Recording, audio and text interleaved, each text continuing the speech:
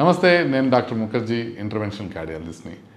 మీకు ఇవాళ కామన్గా అందరూ అడిగే ప్రశ్న ఒకదానికి సమాధానం చెప్పడానికి ట్రై చేస్తాను. అందరూ ఏమడుగుతున్నారంటే, మనకి బాగా నీరసంగా ఉంటుంది, ఎక్కువ నీరసంగా ఉంటుంది అని కంప్లైంట్ చాలా ఎక్కువ వస్తుంది. చాలా రోజుల నుంచి మీకు నీరసంగా అనిపిస్తుందా? ఒక విధమైన ఫెటిగ్ ఉందా? మనం పొద్దున్న లేచినప్పుడు కూడా ఫ్రెష్గా అనిపించకుండా నీరసంగా, వీక్గా అనిపిస్తుందా? అంటే మీరొక్కళ్ళే కాదు, ఇది మనకి స్టడీస్ ప్రకారం ప్రతి 5గురిలో ఒకరికి ఇలా కనిపిస్తూ ఉంటుంది ఎట్ ఎనీ గివెన్ టైం. అందుకని అసలు ఏంటి నీరసానికి కారణం ఏంటి, ఈ నిస్సత్తువకి, ఈ అలసటకి కారణం ఏంటి, దీన్ని ఎలా ట్రీట్ చేయాలి అనే విషయాన్ని మనం ఇవాళ కంప్లీట్గా చూద్దాం. మీకు కనుక ఇన్ఫర్మేషన్ నచ్చినట్టయితే లైక్ చేయండి, షేర్ చేయండి, ఈ ఛానల్కి సబ్స్క్రైబ్ చేసుకోండి. సబ్స్క్రిప్షన్స్ ఇంకా పెరుగుతున్నాయి. I'm happy. Let us do it more.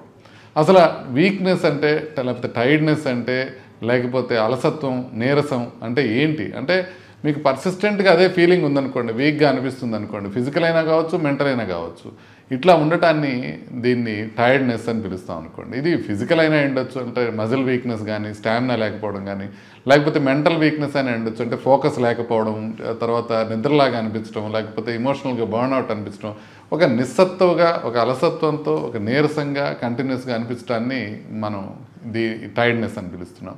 CDC, American CDC ఉంటుంది, సెంటర్ ఫర్ డిసీజ్ కంట్రోల్ అని. వాళ్ళ ప్రకారం 38% అడల్ట్స్ ఏదో ఒక టైంలో ఫెటిగ్ ఉందని రిప్లై చేస్తారు. అంటే అట్లీస్ట్ ఒక వారంలో కొన్ని రోజులైనా నీరసంగా ఉందని ఆల్మోస్ట్ 40% మంది కంప్లైంట్ చేస్తారండి. అంటే ఆల్మోస్ట్ ఒక 10% అయితే అసలు కంప్లీట్గా ఒక నెలలో ఎక్కువ రోజులు ఫెటిగ్ ఉందని కంప్లైంట్ చేస్తారు. అసలు ఏంటి కారణం, ఎందుకని ఇట్లా ఉంటుంది అని అంటే, నార్మల్గా లైఫ్ స్టైల్ కాజెస్ కొంతమేరకు కారణం కావచ్చు.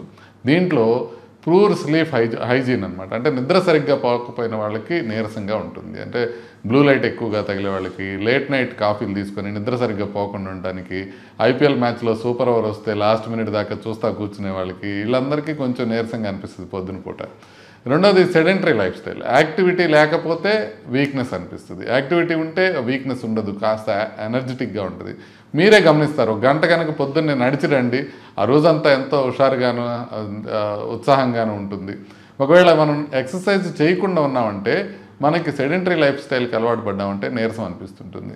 అదేవిధంగా ఫుడ్ తినకపోయినా నీరసంగా ఉంటాం, కొంచెం కార్బోహైడ్రేట్ ఎక్కువగా ఉన్న ఫుడ్ తిన్నా నీరసంగా ఉంటాం. అంటే బాగా పెరుగన్నం తినేసి కూర్చున్నాం అనుకోండి, బాగా నీరసంగా అనిపిస్తుంది. అట్లాగే తినకుండా ఉన్నాం, ఒక రోజంతా ఉపవాసం ఉన్నాం, నీరసంగా అనిపిస్తుంది సహజంగా.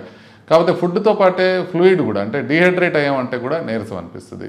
ఓవర్ వర్క్ చేసినా కూడా, స్ట్రెస్ ఎక్కువగా ఉన్నా కూడా మనకి నీరసం అనిపించవచ్చు. కొన్ని సైకలాజికల్ ప్రాబ్లమ్స్ ఉంటాయి. అంటే ఒక 90% ఆఫ్ ది పీపుల్ డిప్రెషన్లో ఉండే వాళ్ళకి వాళ్ళు టైర్డ్నెస్ కంప్లైంట్ చేస్తారు.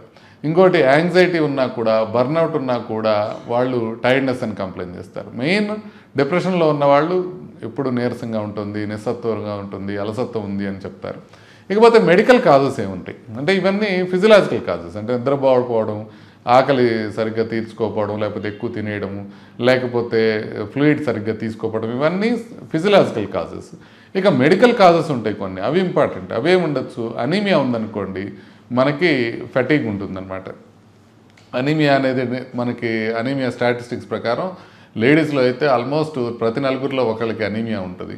మేల్స్లో అయితే 12% మేల్స్లో అనీమియా ఉంటుందని చెప్పి మనకి గణాంకాలు చెప్తున్నాయి. థైరాయిడిజం, ఎస్పెషల్లీ హైపోథైరాయిడిజం, థైరాయిడ్ కనుక ప్రాబ్లం ఉంది అని అంటే, హైపోథైరాయిడిజం అంటే థైరాయిడ్ గ్రంథి నుంచి థైరాయిడ్ తక్కువగా ప్రొడ్యూస్ అవ్వడం. అలా ఉందనుకోండి, టీఎస్హెచ్ అనే వాల్యూ ఎక్కువ వస్తుంది. అలా ఉంటే లావు పెరగడం ప్లస్ నీరసంగా అనిపించడం చాలా కామన్ సిమ్టమ్ అనమాట. దీంట్లో 5% ఆఫ్ జనరల్ పాపులేషన్ మనకి హైపోథైరాయిడిజం ఉంది అని చెప్పేసి ల్యాన్సెట్ డయాబెటిక్ అండ్ ఎండోక్రైనాలజీ జర్నల్లో పబ్లిష్ చేశారు 2018లో. అంటే 40 ఏళ్ళు దాటితే ఉమెన్లో ఆల్మోస్ట్ ఒక 5% మందికి థైరాయిడ్ ప్రాబ్లమ్స్ ఉంటాయని. ఇకపోతే మూడోది ఏంటంటే షుగర్కి సంబంధించింది. గ్లూకోజ్ కంట్రోల్ సరిగ్గా లేకపోయినా, కొత్తగా షుగర్ వచ్చినా నీరసంగా అనిపించవచ్చు. నీరసంగా వస్తుంది అని అంటే గ్లూకోజ్ కంట్రోల్ సరిగ్గా తప్పింది అని. ఆల్మోస్ట్ ఒక 60% of the people with diabetes మనకి నీరసం అని కంప్లైంట్ చేస్తూ ఉంటారు. అంటే ఆల్మోస్ట్ అంత ఎక్కువగా కంప్లైంట్ చేస్తుంటారు. నాలుగోది హార్ట్ ఫెయిల్యూర్. హార్ట్ ఫెయిల్యూర్ ఉన్నా కూడా మనకి లో అవుట్పుట్ వలన నీరసం అనిపిస్తుంది. హార్ట్ ఫెయిల్యూర్ మాత్రమే కాకుండా కొన్ని వాల్వులర్ హార్ట్ డిసీజ్లో అంటే మైట్రల్ రీగజిటేషన్ కానీ అయోటిక్ రీగజిటేషన్ కానీ వీటిల్లో కూడా మనకి నీరసంగా కనిపిస్తుంటుంది. ఆల్మోస్ట్ 70% మంది హార్ట్ ఫెయిల్యూర్ పేషెంట్స్ ఆయాసంతో పాటుగా నీరసం కంప్లైంట్ చేస్తారు. కాబట్టి హార్ట్ ఫెయిల్యూర్ ఒక కామన్ కాజ్ నీరసానికి. ఇంకొక ఐదోది ఏంటంటే క్రానిక్ ఫెటిగ్ సిండ్రోమ్ అంటారు. ఇది క్రానిక్ ఫెటిగ్ సిండ్రోమ్ అనేది మయాల్జియా ఎన్సెఫలైటికా అని కూడా పిలుస్తారు. దీంట్లో ఆల్మోస్ట్ ఒక 6 నెలలు దాటి ఫెటిగ్ ఉంటుంది. అది కొద్దిగా రెస్ట్ తీసుకున్నా కూడా తగ్గదు. అంటే సుమారుగా 1% ఉంటారు వరల్డ్ వైడ్ ఇట్లా ఉండేవాళ్ళు. ఇక ఆరో కారణం ఏముంటుందంటే విటమిన్స్ తక్కువ ఉండటం. B12, D అనేవి కామన్గా తక్కువ ఉంటాయి. మనకి ఇండియాలో మనం ఒక స్టడీ జరిగింది, జాపీ అంటారు అనమాట, journal of association physicians of India అని 2008లో పబ్లిష్ చేసిన స్టడీలో 70 to 90% అర్బన్ పాపులేషన్కి విటమిన్ డి డెఫిషియన్సీ ఉంటుందని తేలింది. మనకి ఇక్కడ సిటీలోనే ఒక కార్పొరేట్ హాస్పిటల్లో డాక్టర్లందరికీ టెస్ట్ చేస్తే 90% పైగా వాళ్ళకి విటమిన్ డి డెఫిషియన్సీ ఉందని. ఇది కూడా 2008-2009లో. సో అంత ఎక్కువ విటమిన్ డి డెఫిషియన్సీస్ ఇండియాలో ఉన్నాయి. ఇకపోతే ఏడోది ఏంటంటే స్లీప్ యాప్నియా అని, అంటే లావుగా ఉండి గురకెక్కువ వస్తా మార్నింగ్ టైం నిద్ర వస్తూ ఉండే వాళ్ళు ఉంటారు. వాళ్ళకి స్లీప్ యాప్నియా ఉన్నట్టు మనం భావించాలి. స్లీప్ యాప్నియా వల్ల కూడా నీరసంగా కానీ లేకపోతే నిస్సత్తుగా కానీ ఉంటుంది. ఆల్మోస్ట్ ఇండియాలో ఇది 25% వరకు అడల్ట్ మేల్స్లో ఉంది అనేది ఒక అంచనా. 10% వరకు విమెన్లో ఉంది అని. అంటే కొన్ని రేర్గా కొన్ని క్రానిక్ ఇన్ఫెక్షన్స్ ఉంటాయి. అంటే టీబీ కానివ్వండి, లేకపోతే హెచ్బిఎస్ఏజీ కానివ్వండి, హెచ్ఐవి కానివ్వండి, లేకపోతే రేర్గా క్యాన్సర్స్ కానివ్వండి, కనెక్టివ్ టిష్యూ డిసీజెస్ కానివ్వండి, ఇలాంటి క్రానిక్ డిసీజెస్తో కూడా మనకి నీరసంగా అనిపించవచ్చు. బట్ ఇది రేర్ కారణం. అంటే ఇప్పుడు మనం నీరసం అనగానే మనం ఫస్ట్ అక్కడ దాకా పోకూడదు. క్యాన్సర్లు లేకపోతే క్రానిక్ ఇన్ఫెక్షన్స్, హెచ్ఐవి ఇట్లా పోకూడదు. కామన్గా కనపడేవి ఫిజియలాజికల్ కాజెస్. ఆ తర్వాత కనపడేవి అనీమియా, లేకపోతే థైరాయిడ్ ప్రాబ్లము, లేకపోతే షుగరు, ఇలాంటివి తర్వాత కనపడేవి. చాలా రేర్గా ఉండేవి ఈ కనెక్టివ్ డిసీజెస్ కానీ, క్యాన్సర్స్ కానీ, క్రానిక్ ఇన్ఫెక్షన్స్ కానీ ఇట్లా ఉండేది. దీన్ని ఏ రకంగా డయాగ్నోస్ చేయాలి? నీరసంగా ఉందని వచ్చిన వాళ్ళని మనం ఏం చేయాలి? ఫస్ట్ హిస్టరీ జాగ్రత్తగా తీసుకోవాలి. వాళ్ళు నిద్ర ఎట్లా సరిగ్గా పోతున్నారా లేదా అని చూసుకోవాలి. మానసిక ఒత్తిడి ఏమైనా ఉందా లేదా చూసుకోవాలి. వర్క్ లైఫ్ బ్యాలెన్స్ ఏ విధంగా చేస్తున్నారో చూసుకోవాలి. మూడ్ చేంజెస్ ఎక్కువ ఉన్నాయా లేదా చూసుకోవాలి. సబ్స్టెన్స్ అబ్యూజ్ ఉందా లేదా చూసుకోవాలి. అంటే ఆల్కహాల్ ఎక్కువ తీసుకున్నా, స్మోక్ చేస్తున్నా, డ్రగ్స్ లాంటివి తీసుకున్నా కూడా నీరసంగా అనిపించవచ్చు.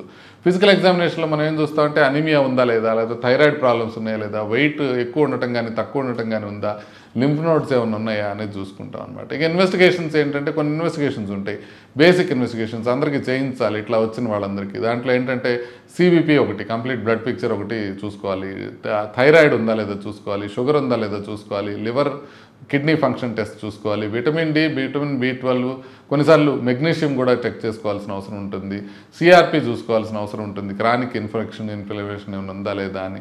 అట్లాగే ఈసీజీ ఎక్కువ ఒకసారి చూసుకోవాలి, హార్ట్ ఫెయిల్యూర్ ఉన్న ఇప్పుడు సస్పెక్ట్ చేసినట్లయితే. స్లీప్ స్టడీ అనేది ఒకటి ఉంటుంది. ఇవి మనం టెస్టులు చేసుకోవాల్సినవి. ఇంకా రేర్గా కొంత సైకలాజికల్ అసెస్మెంట్ చేయటం కానివ్వండి, హెచ్బిఎస్ఏజీ, హెచ్ఐవి, టీబీ స్క్రీనింగ్ చేయటం కానివ్వండి, ఇవి రేర్గా చేసేవి. ఒక్కసారి రీక్యాప్ చేసుకుంటే సిబిపి కామన్గా చేస్తాం, థైరాయిడ్ చెక్ చేస్తాం, లివర్ కిడ్నీస్ చెక్ చేసుకుంటాం, డయాబెటీస్ చెక్ చేసుకుంటాం, విటమిన్ డి, B12 చెక్ చేసుకుంటాం, తర్వాత ఇన్ఫెక్షన్ ఏమైనా ఉందా లేదా సిఆర్పి చెక్ చేసుకుంటాం, స్లీప్ క్వాలిటీ ఎట్లా ఉందనేది స్లీప్ స్టడీ చేసుకుంటాం. ఇవి మనం రెగ్యులర్గా చేసుకునే పరీక్షలు. అయితే దీనికి ఎలా ట్రీట్మెంట్ తీసుకోవాలి? ఎప్పటికీ నీరసంగా ఉండే వాళ్ళకి ట్రీట్మెంట్ ఎలా చేయాలి? ఫస్ట్ థింగ్ వాళ్ళ ఫిజియలాజికల్గా సెట్ చేయాలి. అంటే నిద్ర సరిగ్గా పోవడానికి షెడ్యూల్ పెట్టడం, బ్లూ లైట్ అవాయిడ్ చేయటం, అంటే రాత్రిపూట స్క్రీన్స్ చూడకుండా ఉండటం, కాఫీలు టీలు 9 గంటల తర్వాత తాగకుండా ఉండడం, ఇంకా మాట్లాడితే ఈవినింగ్ 6 తర్వాత తాగకుండా ఉండటమే మంచిది. తర్వాత ఎక్సర్సైజ్. 90% మందిలో ఎక్సర్సైజ్తో ఈ వీక్నెస్ ఇంప్రూవ్ అవుతుంది అనేది చెప్తాను. కాకపోతే వాళ్ళు ఏమంటారు, అసలు ఎక్సర్సైజ్ చేయడానికి కష్టంగా ఉందనే కదా మీ దగ్గరికి వచ్చిందని అంటారు. కానీ ఎక్సర్సైజ్ చేస్తేనే వాళ్ళకి ఇంప్రూవ్ అవుతుంది అనేది మనం ఎక్స్ప్లెయిన్ చేయగలగాలి. ఒక బ్యాలెన్స్డ్ డైట్ ఉండేట్టు చూసుకోవాలి. కార్బోహైడ్రేట్స్లో సింపుల్ కార్బోహైడ్రేట్స్, రిఫైన్డ్ కార్బోహైడ్రేట్స్ కాకుండా కొంచెం కాంప్లెక్స్ కార్బోహైడ్రేట్స్, ఇట్లాంటివి nuts, legumes, proteins, iron rich food తీసుకుంటే కొంతమేరకు బెటర్ అయ్యే అవకాశం ఉంటుంది. అట్లాగే హైడ్రేషన్ చక్కగా ఉండాలి. మైల్డ్ డిహైడ్రేషన్ ఉన్నా కూడా వీక్నెస్ ఉంటుంది. ఎస్పెషల్లీ సమ్మర్ వచ్చినప్పుడు ఎక్కువ మంది వీక్నెస్తో కంప్లైంట్ చేస్తుంటారు నీరసంగా ఉందని. వాళ్ళకి కొంచెం హైడ్రేషన్ ఇంప్రూవ్ చేస్తే చాలు. అంటే బాగా హార్ట్ ఫెయిల్యూర్ కానీ, కిడ్నీ ఫెయిల్యూర్ కానీ లేదంటే అవి లేకపోతే హైడ్రేషన్ ఇంప్రూవ్ చేస్తే వాళ్ళు బాగా ఇంప్రూవ్ అయిపోతారు. ఇకపోతే స్ట్రెస్ మేనేజ్ చేసుకోవడానికి మనం ఏం చేయాలి? యోగా చేయాలి, మెడిటేషన్ చేయాలి, కొంతమేరకు కౌన్సిలింగ్ చేయాలి, రేర్గా మెడిసిన్స్ కానీ తీసుకోవచ్చు. అసలు మెడికల్ మేనేజ్మెంట్ ఏ రకంగా చేస్తాం? ఎక్కడైతే అండర్లయింగ్ కాజ్ ఉందో అక్కడ మనం చేస్తాం. అంటే B12 తక్కువ ఉంది, B12 సప్లిమెంట్ చేస్తాం. విటమిన్ డి తక్కువ ఉంది, విటమిన్ డి సప్లిమెంట్ చేస్తాం. ఐరన్ తక్కువగా ఉంది, ఇందాక హిమోగ్లోబిన్ అన్నాం కదా, ఐరన్ కూడా టెస్ట్ చేసాం. ఐరన్ తక్కువ ఉందనుకోండి, ఐరన్ సప్లిమెంట్ చేస్తాం. థైరాయిడ్ హైపోథైరాయిడిజం ఉందనుకో, థైరాక్సిన్ ఇస్తాం. అలాగే డిప్రెషన్ ఉంటే కొద్దిగా యాంటీ డిప్రెసెంట్స్ ఇస్తాము. లేకపోతే కాగ్నిటివ్ బిహేవియర్ థెరపీ అని ఉంటుంది, అది కానీ చేసుకోవచ్చు. స్లీప్ యాప్నియా ఉంటే CPAP మెషిన్ పెట్టి పడుకోమంటారు. అది పెట్టుకుంటే కనుక పొద్దున పూట చాలా యాక్టివ్గా హుషారుగా ఉంటారు స్లీప్ యాప్నియా ఉన్నవాళ్ళు. అందుకని లావుగా ఉన్న వాళ్ళకి స్లీప్ స్టడీ సజెస్ట్ చేస్తుంటాం. స్లీప్ స్టడీ చేయించుకొని అది కనుక అబ్నార్మల్ ఉంటే CPAP పెట్టుకుంటే చాలా వరకు ఇంప్రూవ్ అయ్యే అవకాశం ఉంటుంది. షుగర్ కంట్రోల్ జాగ్రత్తగా చేసుకోవడం. హార్ట్ ఫెయిల్యూర్ ఉంటే ఆ మెడికేషన్స్ని జాగ్రత్తగా అడ్జస్ట్ చేసి హార్ట్ ఫెయిల్యూర్ ట్రీట్ చేస్తే వీక్నెస్ కొంచెం తగ్గే అవకాశం ఉంటుంది. అంటే అసలు ఒక 6 వీక్స్ కానీ తర్వాత కూడా మనకి ఇంప్రూవ్మెంట్ రాలేదు అని అంటే అప్పుడు మనం రేర్ కండిషన్స్కి, అంటే ఆటోఇమ్యూన్ డిసీజెస్ కానీ, క్రానిక్ ఇన్ఫెక్షన్స్కి కానివ్వండి, లేకపోతే మ్యాలిగ్నెన్సీకి కానివ్వండి, ఇలాంటివి అప్పుడు మనం చేసుకోవాల్సిన అవసరం ఉంటుంది. బట్ యూజువల్గా ఇవన్నీ అవసరం ఉండదు. బేసిక్గా లైఫ్ స్టైల్ మాడిఫికేషన్స్తోనే ఈ వీక్నెస్ అనేది ఇంప్రూవ్ అయిపోతుంది. సో చివరిగా మనం చెప్పుకోవాల్సింది ఏంటంటే, ఈ నీరసంగా ఉండటం, నిస్సత్తుగా ఉండటం మీరు ఎవరినైనా గమనించినట్లయితే మీలో కానీ మీ ఫ్యామిలీ మెంబర్స్లో కానీ అది ఆల్వేస్ హార్మ్లెస్ కాదు. కొన్నిసార్లు కొద్దిగా సీరియస్ ప్రాబ్లమ్స్ ఉంటాయి, కొద్దిగా ఈజీగా ట్రీట్ చేయగలిగిన కండిషన్స్ కూడా ఉంటాయి. విటమిన్ B12 డెఫిషియన్సీ లాంటిది ఉంటే మనం ఒక 5-6 ఇంజెక్షన్స్ తీసుకుంటే బాగా ఇంప్రూవ్ అయిపోతుంది. కాబట్టి ఖచ్చితంగా మీకు 1-2 రోజులు అట్లా నీరసంగా అనిపిస్తే పర్వాలేదు, కానీ ఒక 2 వీక్స్ దాటి కనుక ఎక్కువ నీరసం అనిపిస్తుంటే ఒకసారి ఇమీడియట్గా మనం చెక్ చేసుకోవాలి. కొన్నిసార్లు BP మెడికేషన్స్ ఉంటాయి. ఆ BP మెడికేషన్స్లో హైడ్రోక్లోరోథైజైడ్ అనేది ఉందనుకోండి, అంటే హెచ్ కానీ CH కానీ అని చివరిలో వచ్చే మెడిసిన్స్, వాళ్ళకి సోడియం లెవెల్స్ తగ్గినా కూడా వీక్నెస్ ఉండొచ్చు, అది కూడా చూసుకోవాలి. కాబట్టి ఈజీగా మెడికల్ అటెన్షన్తో కొన్ని చాలా వరకు ట్రీట్ చేయగలిగినవి ఉంటాయి. అది ఎట్లా ట్రీట్ చేసుకోవాలి ఓవరాల్గా అంటే లైఫ్ స్టైల్ చేంజెస్ చేసుకోవాలా, బ్లడ్ టెస్టులు చేసి దాన్ని నిర్ధారించడానికి ప్రయత్నం చేయాలా. ఎక్కడైతే మనకి డిసీజ్ ఉందో అక్కడ టార్గెట్ చేసి మనం ట్రీట్ చేసుకోవాలి. ఒక ఫ్యూ వీక్స్లో కనుక బెటర్ కాకపోతే రేర్ డిసీజెస్ గురించి మనం ఆలోచించాల్సిన అవసరం ఉంది. కాబట్టి నీరసంగా ఉంటే దాన్ని అలాగే ఇగ్నోర్ చేయకండి. ఇమీడియట్గా మీ దగ్గరలో ఉన్న ఫిజిషియన్ దగ్గరికి వెళ్ళి చూపించుకొని దానికి సంబంధించిన ట్రీట్మెంట్ తీసుకోండి. నమస్తే.